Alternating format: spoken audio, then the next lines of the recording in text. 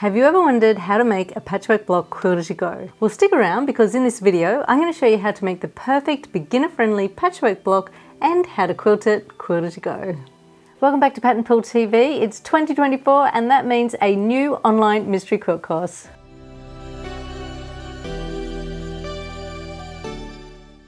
Welcome to the first video of our 2024 online mystery quilt course, Time to Bloom. Thank you so much to everyone who has registered for the course. Our course videos are free on YouTube for everyone to enjoy the making of our quilt. And if you'd like to join with our worldwide community to make the quilt yourself, you can purchase the course notes on our website to receive the monthly course notes. This year we have 2 blocks for the price of 1. Each month we'll be making a patchwork block to learn a different technique. We'll be starting with simple techniques and building up to more advanced techniques such as curved piecing and foundation piecing.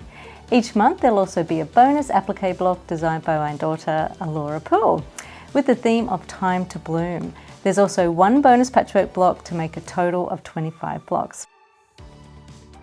Let's make the first block for our Time to Bloom Mystery Quilt as you Go quilt course. We're kicking the course off with this simple block that is made up of 4 9-patch blocks that are made with a simple strip piecing technique. In this video you'll learn the important steps to making accurate patchwork blocks. Here are all the pieces all cut out and ready to sew, so let's get started.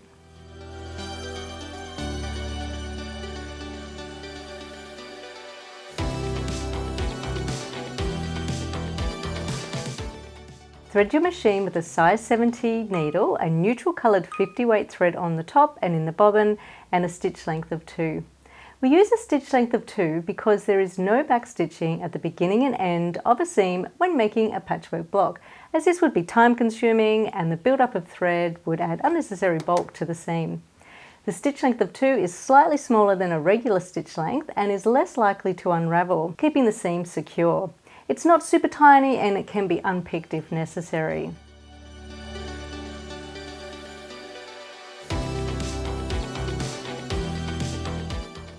Before we start sewing our block together, it's important to test your seam allowance.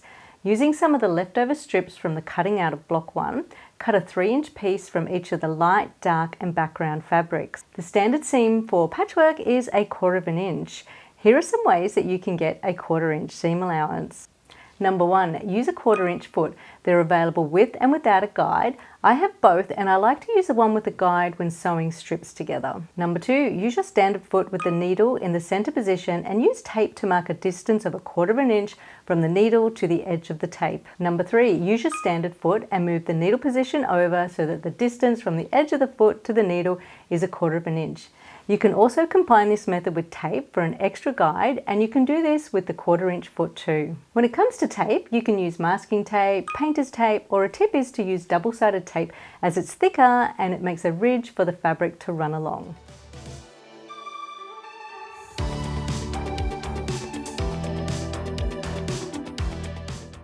Once you have your 1/4 inch seam allowance worked out, join the 3 test strip rectangles together along the long edges with a 1/4 inch seam allowance. To prevent your fabric from being chewed into the hole of the sewing machine, start with a leader and finish with an ender. This is just a small folded scrap of fabric that you start sewing on before you feed the rectangles under the foot. You'll see that this will create a few chain stitches in between the pieces. When you get to the end of the seam, continue sewing onto another folded scrap of fabric that we call the ender. Leave the ender under the needle as it will become the leader for your next seam. Cut the threads, then sew the next seam. Now head to the ironing board to press.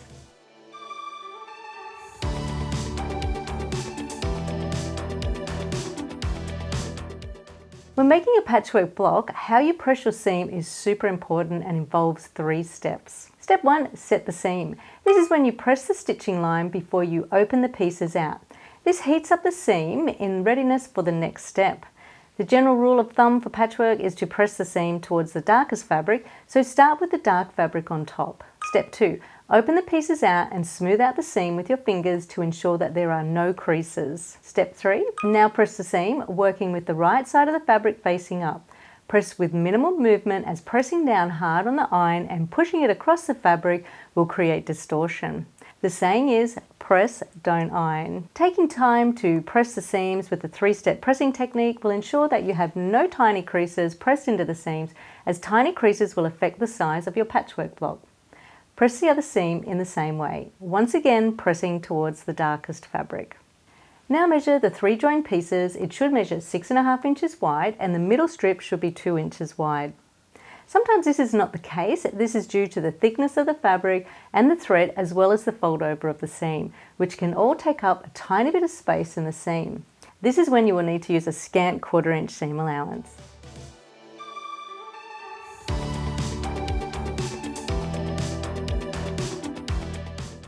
A scant 1/4 inch seam allowance is a fraction less than a 1/4 inch, as in the width of a tiny piece of thread. So go back and adjust your seam guides so that your seam is going to be a tiny fraction smaller.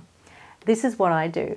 The hole in my brother 1/4 inch foot is big enough for me to move my needle position to the right by one tiny space without the needle hitting the foot.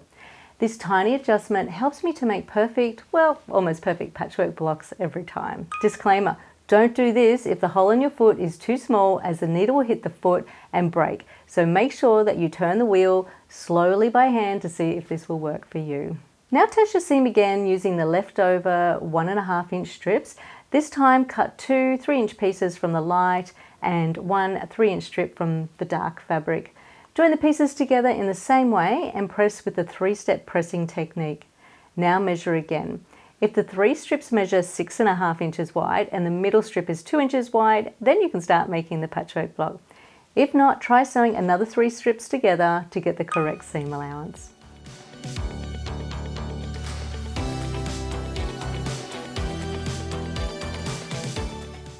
Now for the fun part, let's make the block. Lay the long strips out in the order of light, background and dark.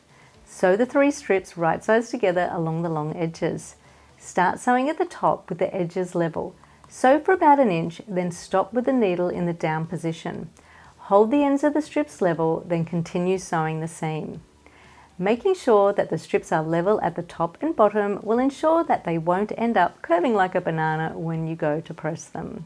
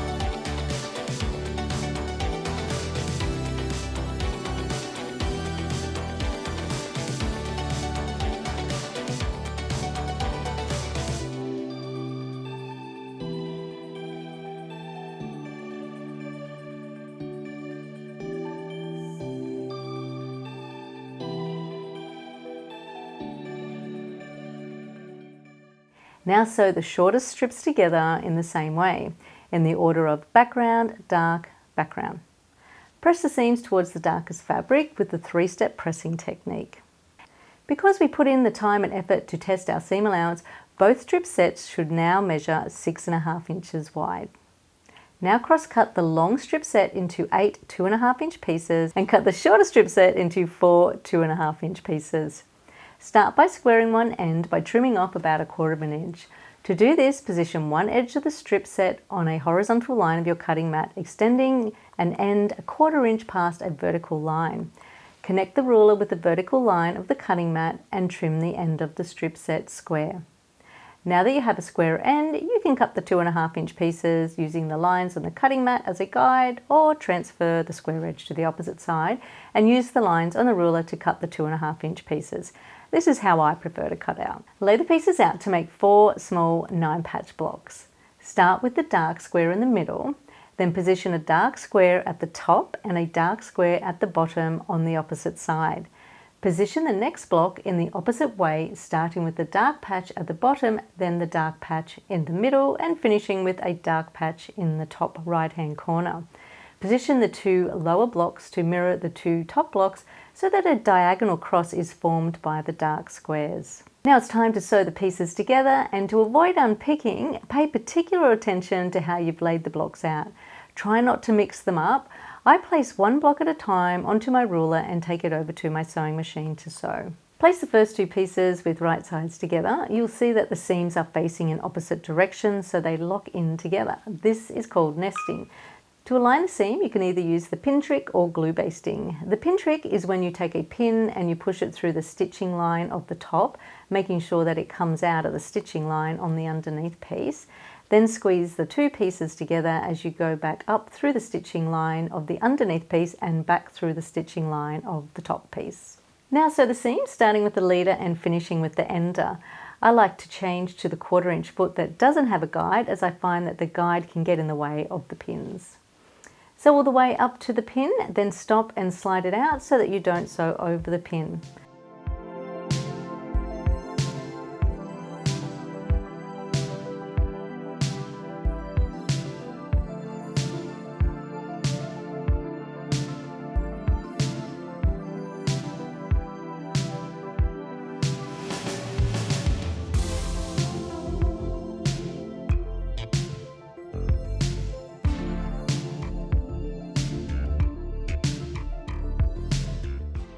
Open the pieces out to make sure that the seams have aligned. You can also try glue basting. To do this, dab glue within the 1/4 inch seam allowance and at the outer corners. Place the two pieces together, aligning the seams, and iron to speed up the drying process. Now sew the seams as normal.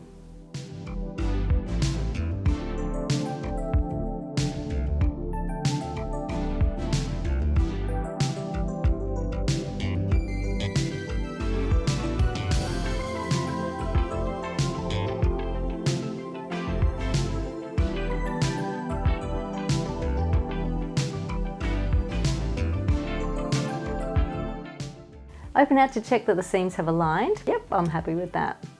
So go ahead and press the seams towards the outer edges of the block. Your block should measure or be close to 6.5 inches square. Mine is a smidge smaller on some edges, but I'm still happy with that. Now sew the other blocks together in the same way, then measure each block. It's okay if they're not exactly 6.5 inches square, as long as they're all the same size. Now lay out the other pieces with the dark square in the center and the background rectangles in between each block. Separate the pieces into 3 rows and sew the rows together. To speed things up, I'm going to sew the 2 pieces together from each row. I find it easier to flip the pieces and sew with the background rectangle on top, as there's less seams. Now, if your background rectangles are longer than the 9 patch squares, center the strips so that an even amount extends past each edge. Just trim the strips before you sew it to the next 9 patch.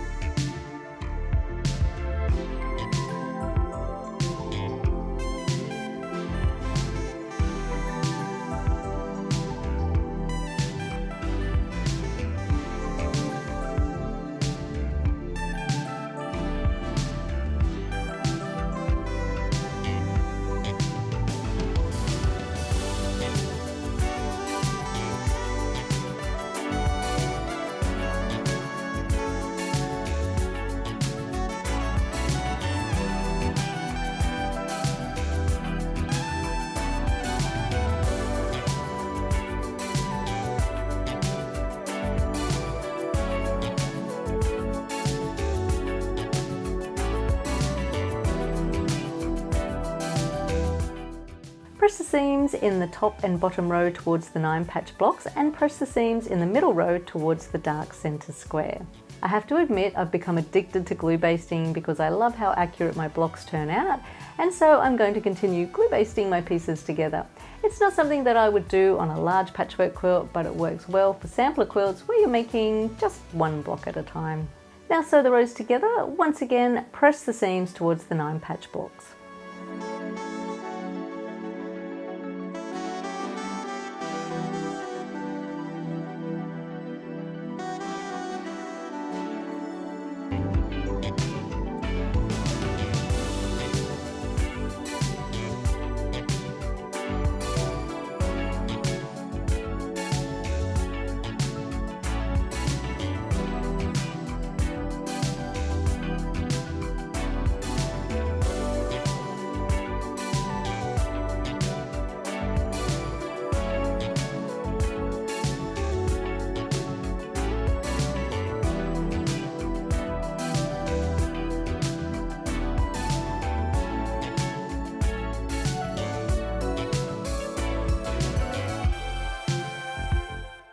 And here's the finished block. It should measure 14.5 inches square, but if it's a bit smaller, that's okay.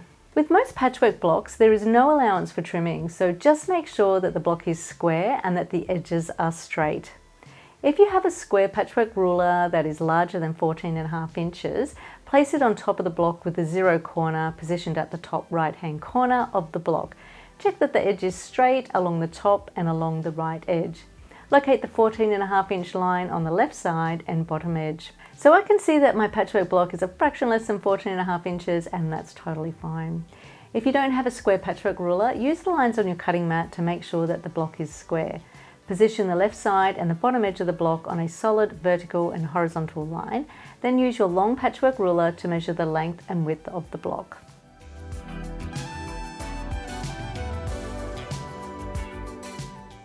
Now join the background border strips onto the block, starting with the shorter side strips first. Pin them onto the side edges of the block, and if they're a little bit too big, center the strips so that there's an even amount extending past each end of the block.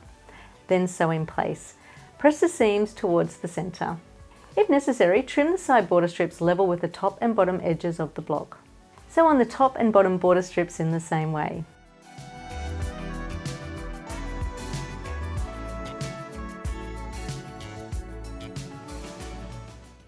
So here's our block, all finished and ready to quilt. Now, if you're a beginner and your block did turn out a little bit smaller, don't worry, because the border strips are going to make up for any loss of size. So make sure that your backing fabric and your top block are pressed well, and start by laying your backing square onto your work surface with the wrong side facing up. I always like to work with my grain line running in a vertical direction or from up to down. Sometimes that can be hard to tell when you've cut the selvage off. So just have a little pull on the edge and you'll see the flexible edge, that is our cross grain, and the edge that is really solid, that's the straight grain. So as I said, position that so that it is running in a vertical direction. Next, take your piece of batting and place that on top. Now the scrim side actually goes to the backing side, so the scrim is touching the backing. Now if you're not sure what the scrim is just a fine layer that runs through the batting and it holds all of the fibres together, and most times it's needle punched onto the scrim. So the side that you can actually feel those little bumpy dots, that's where the needles actually go through and they make those lumps on that side. So the bumpy, lumpy side is the scrim side, and that's going to go against the batting, and the fluffy side is the side on the top. So just smooth them all out so that all edges are level, and it's a really good idea if your batting is a little bit bigger, trim it so that it is actually the same size as the backing square. And then we're just going to place our top block on top. Now with this quilt here, all the edges are level, so a lot of times when you make a quilt, the batting and backing will be bigger around the edge, but with this quilt I've made all edges level, and that's because I've actually allowed a lot extra in all the layers for trimming. So just make sure that they're all nice and level before we go to pin them together. So remember the top and bottom edges of the block, they're the sides that have the borders that are sewn all the way across. And then one more thing, just flip it over and make sure that it's nice and smooth on the backing before we start pinning. So with this block, first of all, what we're going to do is stitch in the ditch, and that's just going to hold our layers together before we do some more quilting. So when you pin, just make sure that you don't pin over any of the seams. So I'm just going to place some pins in these long rectangles that are between the blocks, and also some pins in the outer border.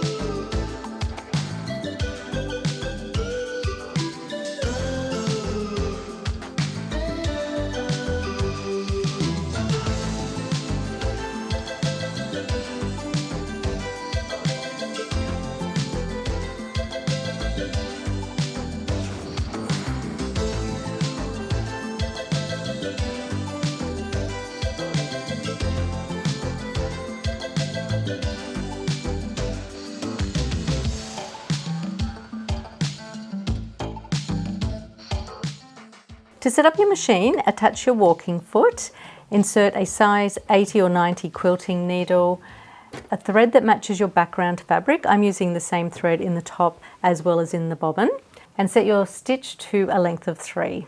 To start quilting, I like to use what I call the tiny 6. And what that is, it's 6 small stitches that I start with, and what that does is it reduces the sort of ugly, clumps of thread or thread nest on the back of your quilt. So all you have to do is just put your stitch length down to about 0.4 or 0.6.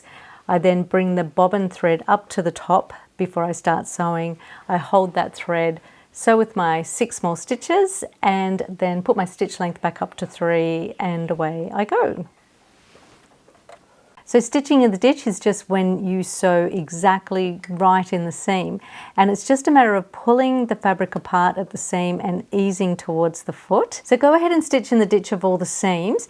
There is a lot of stopping and starting in this block when it comes to the quilting, so just start and finish with the tiny 6, and try to sew in the same direction. So start in the middle, work in the one direction, start again from the top in the same direction, because I feel that if you were to actually turn and sew in the other direction, it may appear like a little bit of a twist in the fabric. So that's a bit of a beginner tip, is in sewing in the same direction and always starting from the center. So once you've sewn those center rows, turn the block, sew the next 2 center rows, and then from there you can just start stitching in the ditch of the 9 patches, and then finish by stitching in the ditch of the border seam.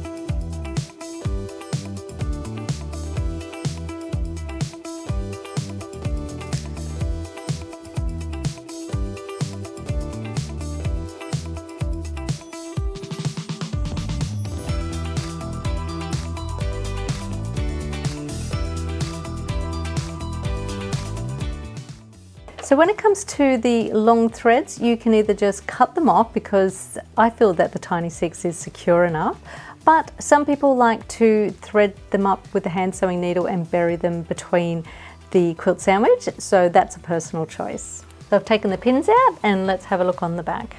So you can see it's quite neat, probably have a few more threads to trim off, but no ugly thread nests thanks to the Tiny 6.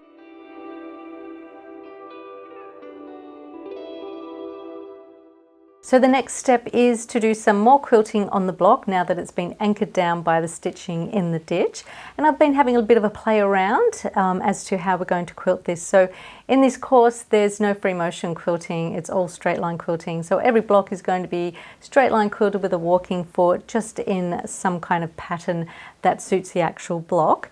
So with this one here, I was playing around with marking some lines on the diagonal corners of the background squares. And it actually looks really nice. I'm getting this nice kind of, diagonal crosshatch quilting look, which looks quite nice. If you've been quilting with us for a while, you know that we love to encourage creativity. So you can quilt these blocks any way that you like. The rule is don't quilt outside the border seam. So you can free motion quilt, you can do whatever you like, but we're going to just be doing straight line quilting at a beginner level. But there's going to be so much fun quilting, it's going to look fantastic. But as I said, you can quilt how you like. Now, when it comes to marking your block, there's lots of different markers out there, so just try and find something that's going to easily erase from your fabric. I'm using a Sewline Duo pen, and what happens with this one is you can mark it with the pink one, and then you take the white one and it just wipes off. And if you're wondering why you don't quilt outside the borders, that's because after the blocks are trimmed, we need the edges loose so that we can trim away the batting on the edges that are going to join to another edge. So I'm going to get Alaura to set the camera up on a tripod so that you can watch how I quilt this. And one thing I meant to say is that if you're going to do your own quilting, just make sure that it's not too dense, because otherwise it will shrink the block in too much.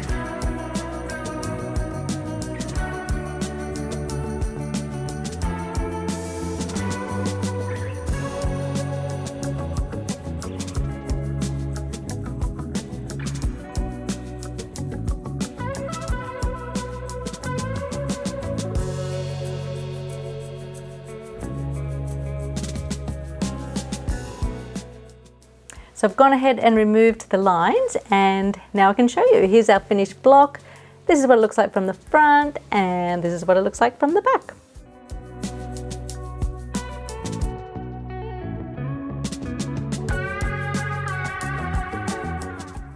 So if you had fun watching us make this block, why not make the whole quilt with us and join our 2024 online mystery quilt course.